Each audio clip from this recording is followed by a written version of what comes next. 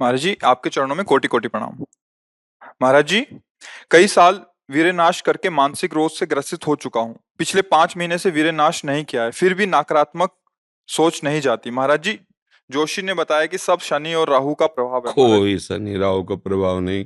करो दुष्प्रवृत्तियां और शनि राहु को दोष दो, बेकार की बातें हैं। कोई किसी को सुख दुख नहीं देता, हमारे आचरण ही हमारे को दुख देते हैं। पक्की बात समझ लो। बोले वो अमुक ने उसको पीटा, राज कर्मचारी आपकी सुरक्षा के लिए हैं, लेकिन जब आप असत आचरण करेंगे तो पीट के जेल में डाल देंगे। ये राज कर्मचारी हैं।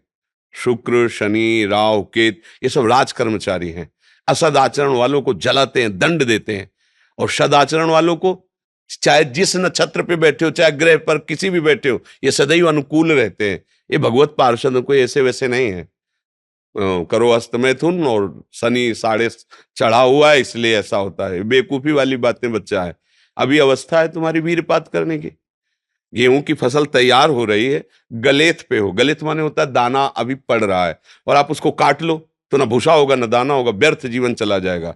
कम से कम 20-22 वर्ष तक ब्रह्मचर्य का पालन करो, फिर गृहस्थी में जाओ। संतान तेजस्वी होगी, देशभक्त होगी, माता पिता की भक्ति कर। ये क्या है? उद्दंडता बच्चा, ये कहीं भी सुख प्रदान करने वाली नहीं। ज्योतिषाचार्य, दुनिया के आचार्य सब उसी परम पिता परमात्मा के ज्ञान को ही बता रहे हैं। जो सही माने में ज्योतिषाचार्य हैं, वो सबसे बड़ी ज्योतिष ये है कि भाग्य विधाता हमारे कर्म हैं।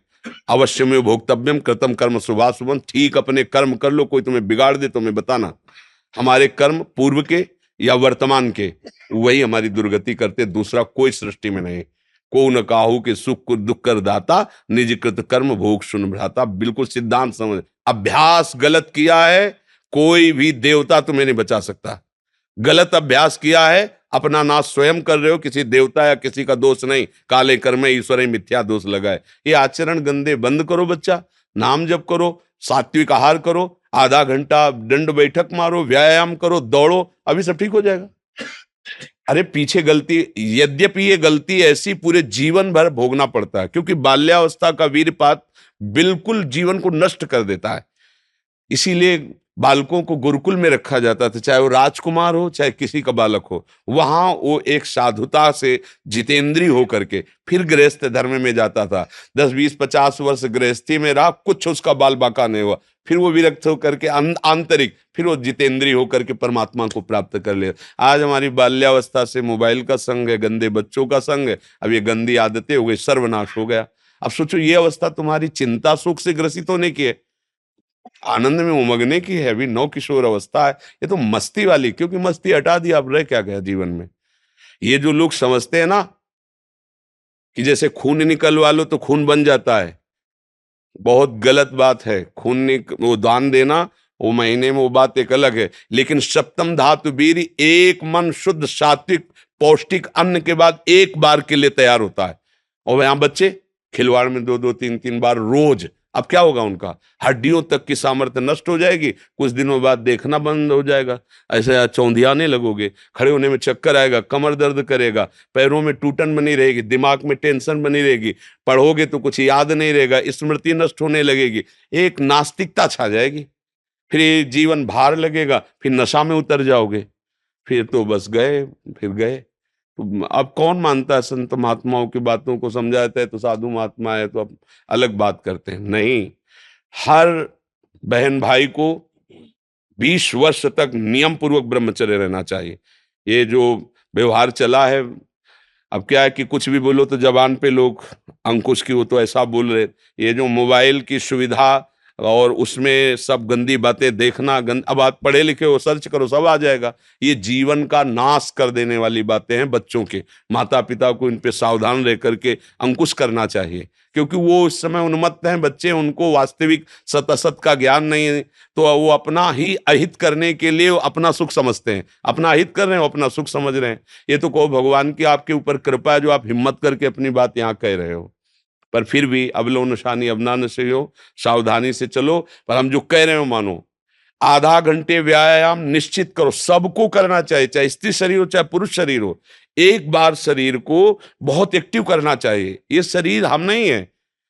जैसे आप मोटरसाइकिल, सुबह सुबह आप बैठो, तो पहले क्या करते हैं, हाई रेस में डाल करके उसको एकदम गर्म करते हैं ना, सब खुल जाए। अब चलो ऐसे हाई रेस में इसको लाओ, 10-15 मिनट दंड बैठक, व्यायाम, प्राणायाम, आसन आदि के, फिर अपनी दिनचर्या करते हो तो आप संयमी रहोगे, आपके प्राण पुष्ट रहेंगे, आपका अन्न पचेगा, कोई भी चोट आदि बहुत कम मात्रा में आपको कष्ट देगी, हर बीमारी से लड़ने के सामने। अब यहाँ सुबह 10 बजे तक सो रहे हैं, व्यायाम क्या करेंगे, प्राणायाम क्या करेंगे, आसन क्या करेंगे?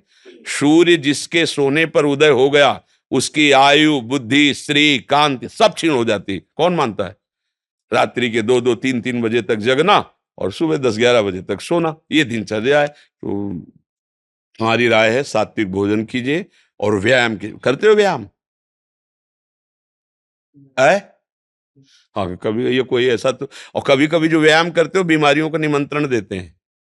आज आप लगाओ 20 दंड और 50 बैठक और 5 दिन छोड़ दो, पूरा शरीर दर्द करेगा, फिर लगाओ, फिर वह दर्द करेगा। रोज अगर नियमित करोगे तो वही पच करके आपके शरीर को पुष्ट करेगा। ये शरीर दुर्लभ बात है, दुर्लभो मानुषो देहो, लेकिन एक क्षण में नष्ट हो जाने वाला है। इसकी दुर्लभता है, संयम नियम से चलकर स्वरूप बोध कर लो या भगवत भजन करके भगवत प्राप्ति कर लो। अगर ये नहीं तो फिर क्लेश ही क्लेश, अशांति ही अशांति है। अभी सावधान हो जाओ। बिगड़ तो गया, अब ये नहीं कह सकते कि अभी कुछ नहीं बिगड़ा, बिगड़ गया।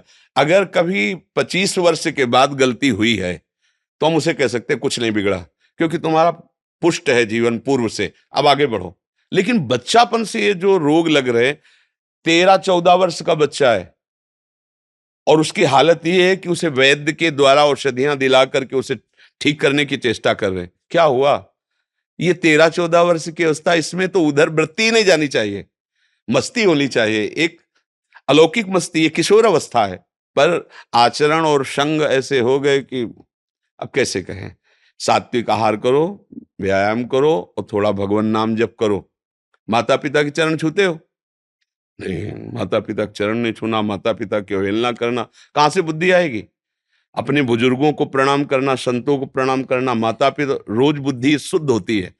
प्रातः काल उठ के रघुनाथा, मात पिता गुरु नाम ही माथा, तो ये सब लिखी बातें रह गई। नए नए बच्चे हाय हेलो शुरू है, मिलेंगे तो क्या कहे, पहले कहते जयराम जी की, नहीं गांव में कहते थे राम राम भैया, राम राम कहते, अब क्या कहते, हाय तुम्हारा दुर्भाग्य हमारा दुर्भाग्य। ले बच्चे नहीं कहते हाय, हाय जानते हो कब का, हाय ये हो गया, मतलब बुरे को कहते हैं हाय, और यहाँ शुरुआत में भी कहेंगे कि हाय, कि हमारा तुम्हारा दोनों का दुर्भाग्य है हाय। और पहले कहते राम राम, तो वो भी बोले राम राम भैया राम राम, 4-6 बार नाम हो गया, कितना मंगल नाम हुआ। पहले नाम रखे जाते थे, राम कुमार, शिव कुमार, कृष्णदास, ऐसे। और अब क्या नाम, गप्पू लप्पू, जब तक क्या नाम, मतलब उनका कोई अर्थ नहीं, कोई महत्व नहीं। ये माया का खेल बड़ा विचित्र है, फंसाता चला जा रहा है ऐसी जगह जहां कहीं भी, अरे नारायण नाम पुत्र का रख दिया तो उसको भगवत प्राप्ति हो गई। अंतिम समय याद आ गया पुत्र की और बुलाया नारायण, तो भगवान के पार्षद आ गए, कथा है, बचा लिया।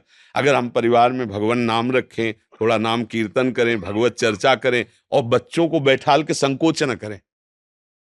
माता पिता को चाहे, एक हम जानकारी के भक्त, वो अब संन्यास ले चुका है बच्चा, वो उसकी माँ ऐसे समझाती जैसे मित्र से कि देखो बेटा तुम जवान हो रहे हो, तुम्हारा मन ऐसे भोगों की तरफ जाएगा, ऐसी ऐसी क्रियाएं भोगों की होती हैं, क्या तुम शुरू कर दिए? तो उसका नहीं मम्मी। क्या क्या तुम्हारे मन में ऐसा आता है? आता तो है, बिना हमारे, हम तुम्हारे मित्र भी हैं, तुम्हारी माँ भी है, बिना हमारी अनुमति कि तुम ऐसा आज वही सन्यासी है। वो जब हमसे बात करे तो हम कहा प्रणाम है तुम्हारी माँ को। बोले मुझे अगर संभाला तो मेरी माँ ने संभाला। मतलब बचपन से बैठाल कर हमको सारी बातें बताती रही कि ऐसी ऐसी गलतियां होती, ऐसी ऐसी बात होती, तुम्हारे अंदर तो नहीं। तो हमका इच्छा है पर अभी नहीं है। आज उसने उसको सन्यासी बनाकर खड़ा कर दिया, भगवत मार्ग का पथिक बना दिया। मंदालसा ने अपने चारों पुत्रों को ब्रह्मबोध करा दिया। माता पिता का प्रथम रोल होता है।